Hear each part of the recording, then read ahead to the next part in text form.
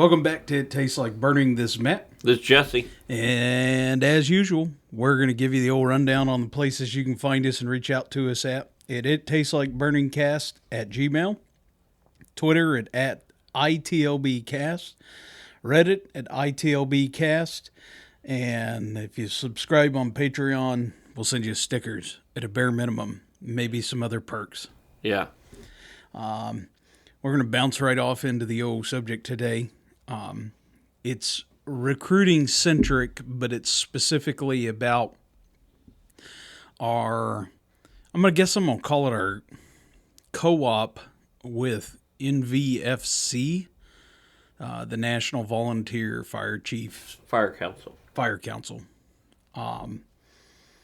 And they had produced a documentary.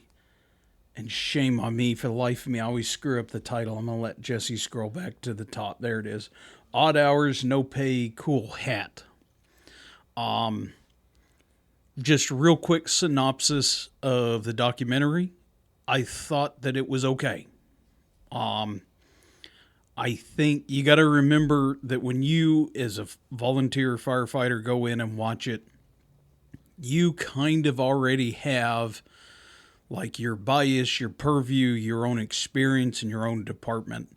And the fact of the matter is that documentary was produced and made for departments to use to help recruit. So I think when you look at it from the purview of, does it provide a interesting background on the different types of volunteer fire departments and the people and the characters and the personalities and the institutions and on behind it, I think it does a good job of that. Yeah, no, I think it did a pretty good job at all that. It stayed with the storyline, and it was engaging enough that, you know, even a crusty old volunteer could watch it. And I do encourage everyone to jump on the NVFC website and figure out how to have screenings with this. Eventually, they will release it like on Netflix or YouTube or Amazon or whatever. And that's one thing that we're going to talk about today is that we tried to have I would say, a pretty serious recruiting drive with it. And ultimately, what happened with it? Yeah, it was kind of I wouldn't say it was a failure, but it wasn't a success either, right? Right. It was, if anything, to be optimistic and realistic and you know, apply some critique to it, I would say that we mismanaged the recruiting or the message of the movie. Yeah, I think, and I don't know. I wasn't involved in all that, so I don't know what actually happened. But we failed to attract attention to it. Number one. Period. And I think that was the kind of the failure aspect of it. I think that the realization that we didn't do our part was probably the learning side of it. Mm-hmm. And the film itself, I think it did what it was supposed to do, right? It engaged a conversation, whether it's amongst us of, hey, we need to tend to what we're supposed to be tending to, or, you know, the movie folks, the theater employees, the handful of people that did show up will go tell some other people, you know, so on and so forth. And I'll just throw this in here. I'll put in the description the website for the actual movie itself that has links for screenings and all that it has its own website. So, okay. And it gives a little more information there. It's oddhoursfilm.com. If you want to stop listening to us and type it in right now, but go ahead. Yeah, I mean, and just so people can share and understand our mistake in it. So at the end of the day, it's a recruiting film.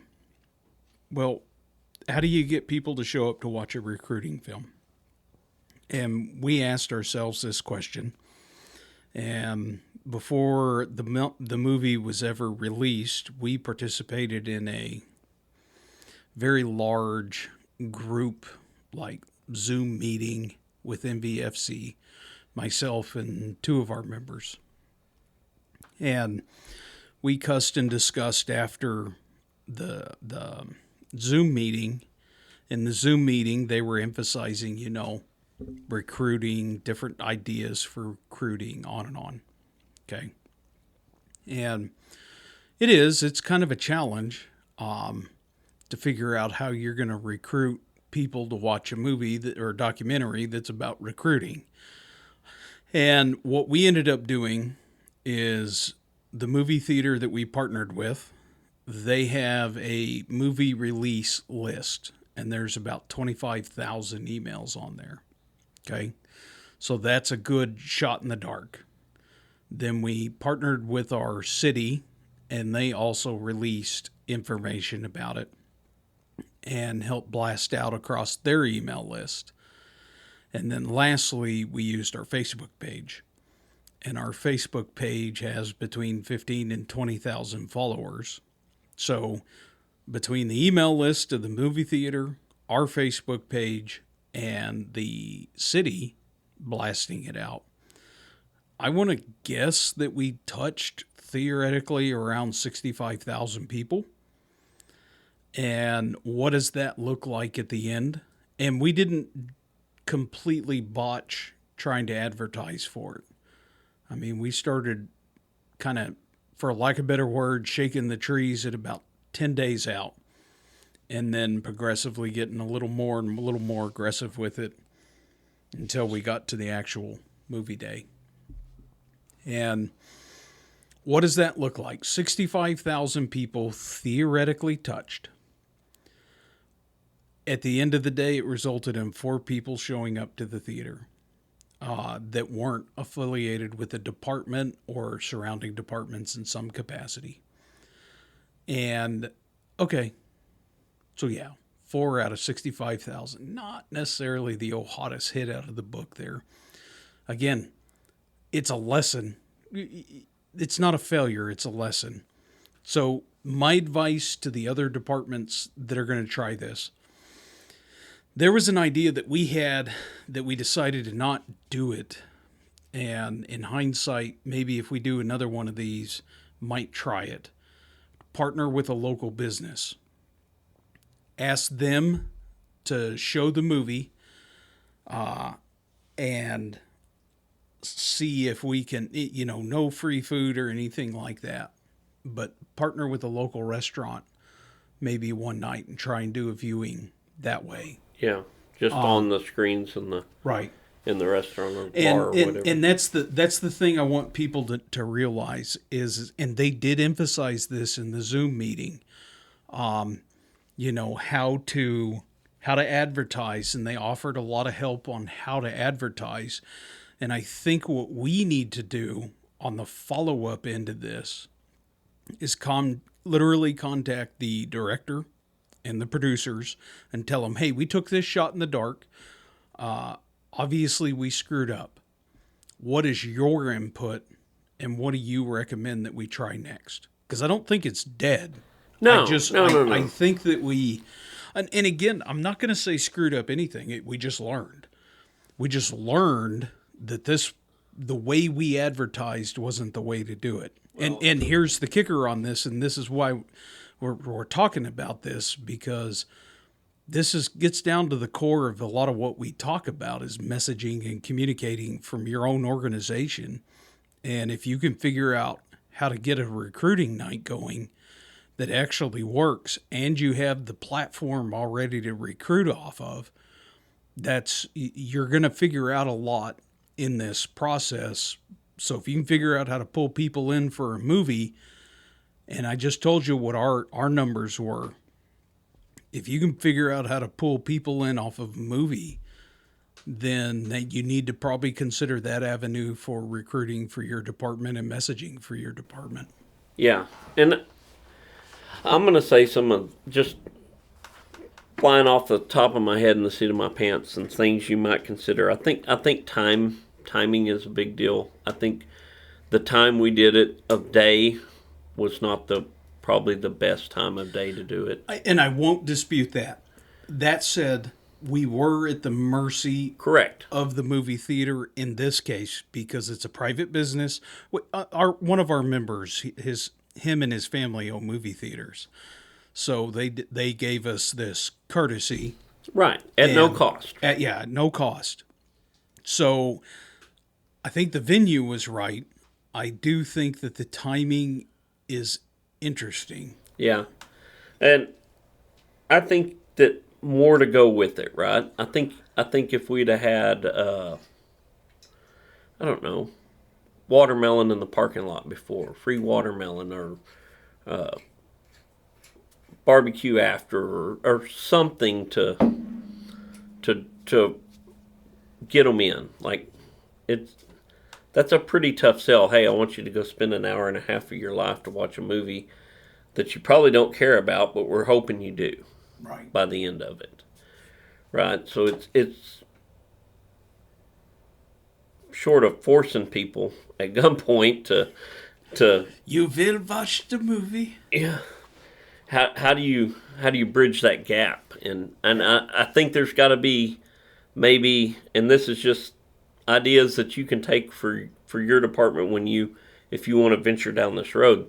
There's got to be some other draw there, right? Something that's gonna get them there, and maybe it's a water day or whatever you do that, it's hot in Texas right now. If you opened up a fire hydrant and told them come play in the fire hydrant and then go watch this movie, you might get a few more people. I don't know. Obviously the movie theater is not at the station. I'm thinking what you do is try a open house at the station. And give the tickets away. Yeah, and have the tickets, for lack of better words, the open house, we'll just pretend starts at 6, okay, 3, whatever, and the movie starts at 7, 8, okay. I would still argue partner with the local movie theater. And I'm going to bird dog just for a second here. One thing that was real important to me was doing my absolute damnedest to try and take care of the movie theater. What do I mean by take care of the movie theater? At the end of the day, that's a private business. They can close the door on you at any time they want to. And trying to do your absolute damnedest to not get them to have to donate anything to you. So you're not asking for donations. That's not what you're after. Don't get recruiting and donations mixed up. These are not the same thing. If you have a local business that's trying to support you, then do your absolute damnedest to try and take care of that local business so that on the backside, they'll help you again and again and again and again. So that was real important to me in this, is trying to make sure that the movie theater broke even. And they did. They very easily did, because frankly enough firefighters and their family members showed up that they did fine. Yeah. Especially at $7 a drink. Anyways, yeah, I was shocked at that sticker price. I hadn't been to a theater in a long time, and the old Diet Coke was a touch on the expensive side. So they did fine. And I would just say, segueing, always remember that if you do a movie night at a restaurant, you're not looking to make money. What's more valuable to you, the $300 in donations or the 5 members that you potentially recruit? I mean, to me, all budgets aren't created equal, and I realize that, but one good responder is worth hundreds of thousands of dollars to me. Right. I could care less about the dang fundraiser for 2 or 3, 5 grand. That's meaningless to me. I want the people. Yeah, I think the documentary serves its purpose. I think the messaging is what we have to figure out and how to draw people to it. Now, I realize having a member on your department that owns a movie theater is probably a touch on the unique side, and I'll give you that. That said, the plan for this documentary is also ultimately, quick side note, when we were in the Zoom meeting, they were talking about that they would ultimately produce and cut you a DVD if you needed it. You just got to contact MVFC, and again, we'll mention the movie, Odd Hours, No Pay, Cool Hat. Get on that website, and the producer and the director were very open about trying to help the departments figure out ways to make this happen. Right. So, and I think they're able to do that because they had a lot of and a lot of corporate sponsorship to produce the thing, right? So, I mean, the list is huge of the corporate sponsors and people and whatnot that went into this thing, and my hat's off to John Deere was like a big one, and my hat's off to John Deere for kind of putting their money where their mouth is on a project like this and trying to do something, you know. And the problem is that we're a farming and ranching community, but we're not a big one on that sense. There's some huge ranches and huge farms around us, and our John Deere dealer isn't in our county. And maybe that's something that maybe we ought to look at trying to do. The problem is that if you work with a local John Deere dealership, in our case, he's not in our county. And I mean, we talked about it, trying to figure out how to involve John Deere, but again, the dealer's not, he's in a different county. And it's like, God, I want to work with him and figure it out, but, and you know what? I'm sitting here saying this. Obviously, we need to reach out to him. Christ, they may have an email list for all the John Deere dealers or clients in the area. Yeah. So sitting here talking about that, yep, that's when we do another screening, and I don't know when it'll be, but that's what we need to do. We need to reach out to the John Deere dealers in the area, because I know there's one north and I know there's one west. I don't want to stomp on any of the other volunteer departments that are possibly trying to take advantage of this, but reach out to them. And on the other side of that, one of my favorite things about the fire service and being a volunteer firefighter is the universal ability to go anywhere and learn things from other people. Mm-hmm. So, in those conversations and the seeing how other departments and other places do things, and that was one of my biggest takeaways from this, was it gave me some insight into a really big volunteer organization in Maryland. Oh yeah, no, Wheaton Volunteer, Maryland. Yeah, rescue company. They're literally just outside of Washington D.C., and they're around, if I remember correctly, the 10,000 calls a year. Yeah, that's what I think what they said. And the young man that they were profiling in the documentary, he was driving a very heavy rescue. And to say that they were busy is the understatement of the century. Yeah. Those guys were busy.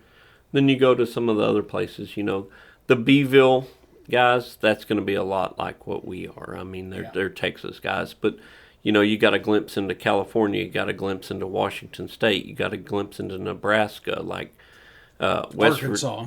Virginia, I think, was one of them too. So that you get this glimpse into all these other places that are not where you're at, and you see what, there was ideas and there was things I learned and things that I saw these other departments doing that I picked up on, and there was a lot of things that I saw that were, I mean, you could have taken a lot of their meeting. They had a lot of footage of meetings, and it's literally just stick the different people in the room and it's the same meeting, it's the same everything. So that to me was the cool part of it. They're obviously, nobody's going to recruit me because I'm already here, but at the same time there was something there for for a fireman. One thing, and I was sitting next to you at in the theater when we were watching, and one thing that I kind of had shouldn't say giggle, but I did. It was kind of a shock. So, Washington State has a volunteer fire academy. I have no clue how you get signed up for it, but that's obviously how it works.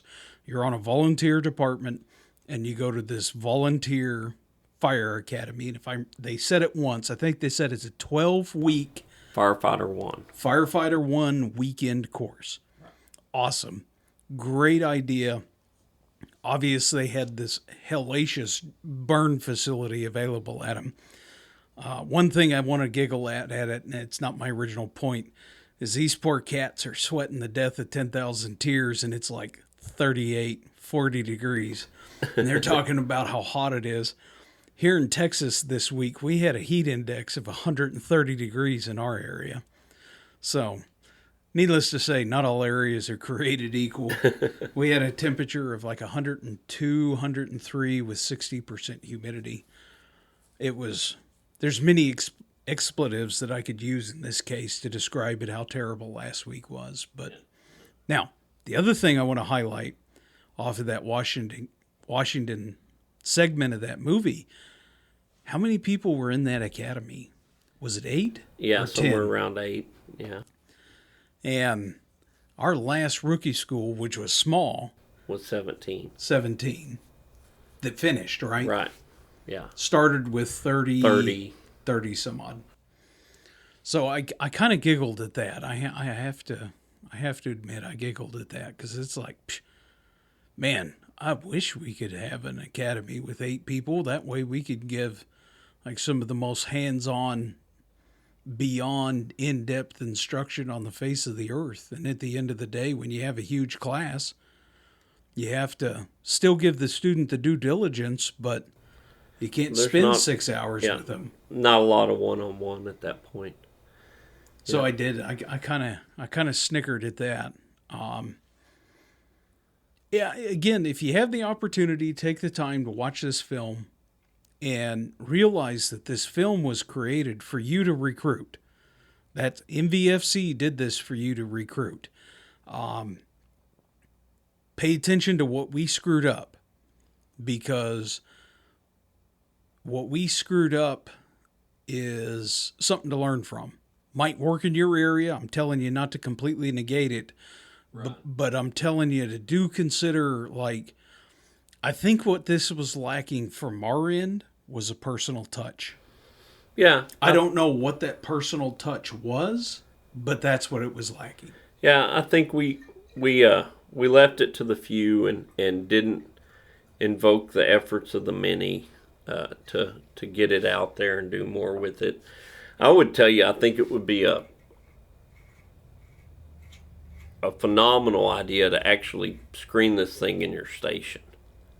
But for us, with 112 degrees outside, that's at this time of year is just not an option, right? We can't pile people in our bay and tell them, hey, sweat here for a while and we'll get back to you. I mean, guys, you got to realize that I'm checking the old weather Googler right now. It's about 2:30, 3 o'clock in the afternoon, and it's 103, and we haven't hit the high yet, and it feels like 111. Right. So, and the building is going to be hotter. Yeah. So, and it's not, well, we'll show the movie at 10 o'clock at night. Ooh, everyone will be pleased to sit out there when it's only 100 degrees. Yeah, or 99. So, and vice versa. Let's pretend that you're in Nome, Alaska. Probably having a movie screening in January in your bays, probably not that awesome. Right. But that's a way to get them in the building. And I think that's a personal touch, where you were talking about a personal touch. Yeah, I do. I think I want to do this again. Not next week. I want to do it this fall. Actually, that said, I want to make contact with MVFC. I want to make contact with the director and the producer, tell them what we did, ask the experts, because they're movie people, Ask them, what did we screw up? What do you recommend? And take their recommendations. And I still think the personal, I truly believe that on the back end of this, they're going to come back and say the personal touch. Have the screening in the station. I think that's the answer. Yeah.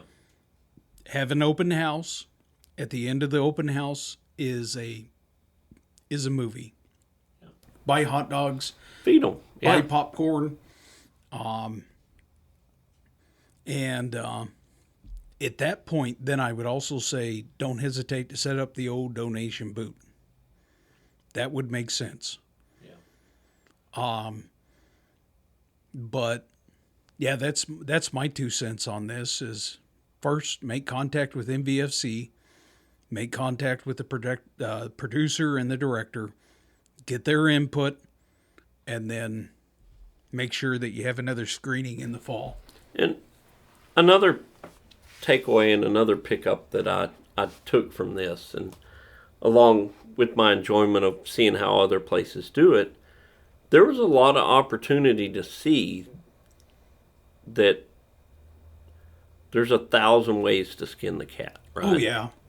So every one of those departments, there was nearly a story, and it wasn't all of them, but a lot of them had a story in there of how they were recruiting and what they were doing to make sure that they had the numbers they needed to be successful.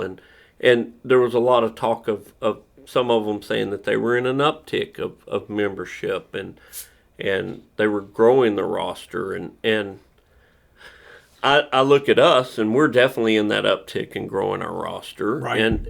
And I see it in some departments around us, and I see others that are just, in that spiral to the bottom. But I think looking at all those different ways that they created programs to include other people that normally wouldn't be included, or they found ways to attract new membership.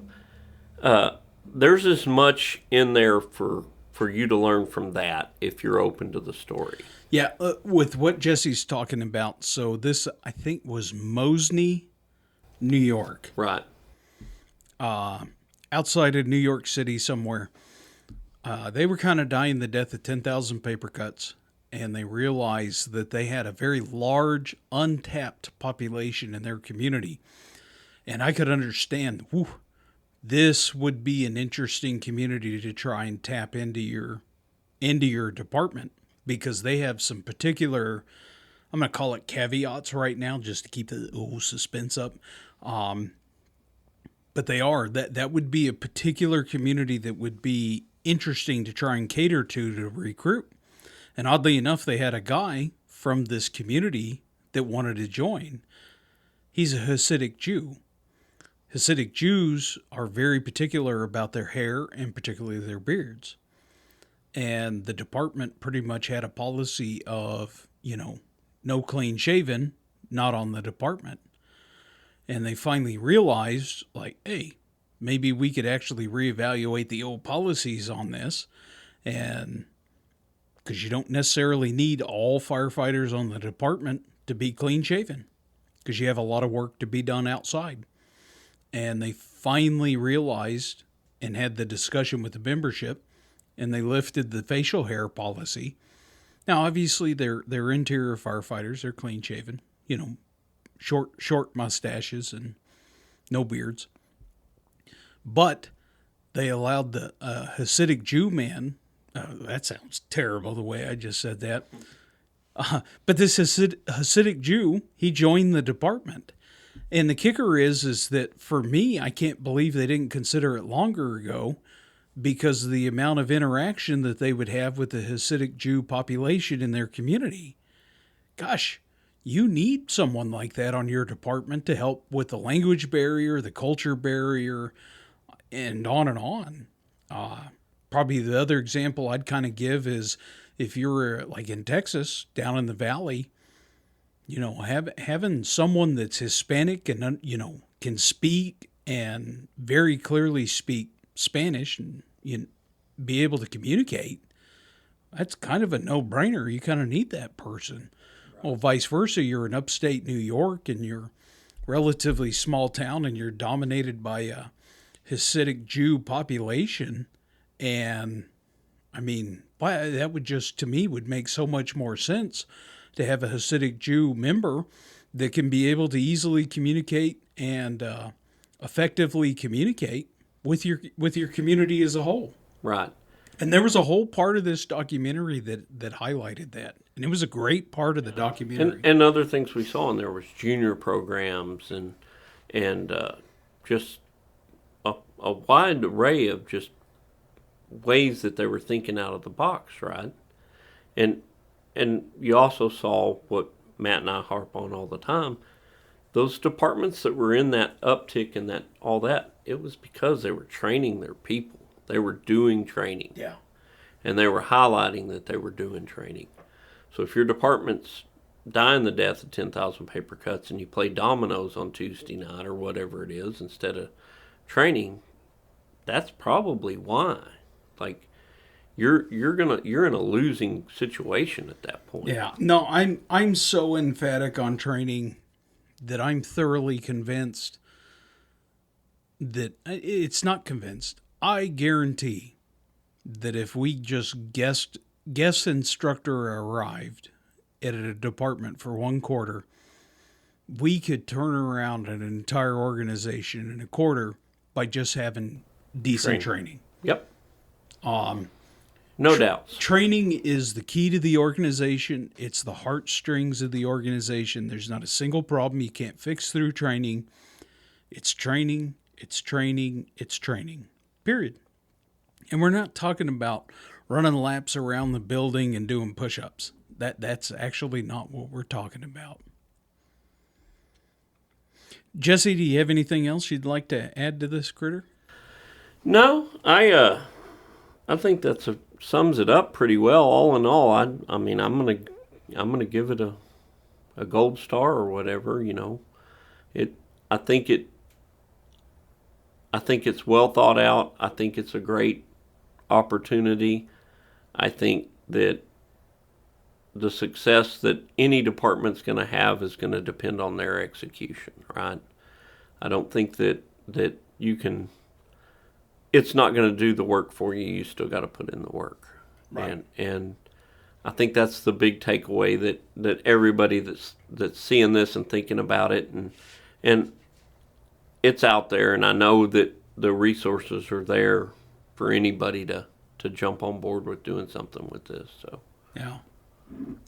Again, guys, MVFC literally made a recruiting documentary for you.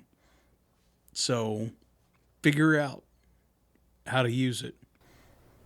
And if it doesn't work the first time, don't give up on it. No. We're not giving up. We're just going, well, let's punt and see what we can figure out, because, you know, even being in that uptick and that growing department time, that's not when you rest on your laurels. No. That's when you turn it up to 11. Yeah. You go harder.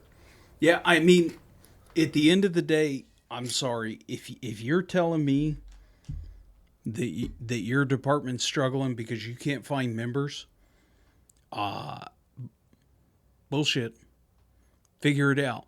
You have an organization that has made a recruiting video for you for free. We've just told you what we did, and it didn't work to our satisfaction, and it's not the video. We know it's us. We know we're the ones that screwed up. So we got to figure out how to take the lesson learned and apply it and figure out how to turn around and use this in, let's say, 6 months. 6 months would be about a good time, 5 months. And figure out how to get this turned around so we actually are able to use this free content produced for us and drag some people off the street. So hopefully in, let's say, 3 to 5 months, we'll give you an update on it. Yeah, absolutely. When it's cooler. Yeah. Other than that, This is Matt. This is Jesse. Appreciate you listening. And again, you can always reach out to us at ittasteslikeburningcast at gmail.com. You can find us at Twitter at itlbcast. You can find us on Reddit at itlbcast, and always give us a like on Patreon. Yeah, absolutely. Thank you, and have a good evening. Good evening.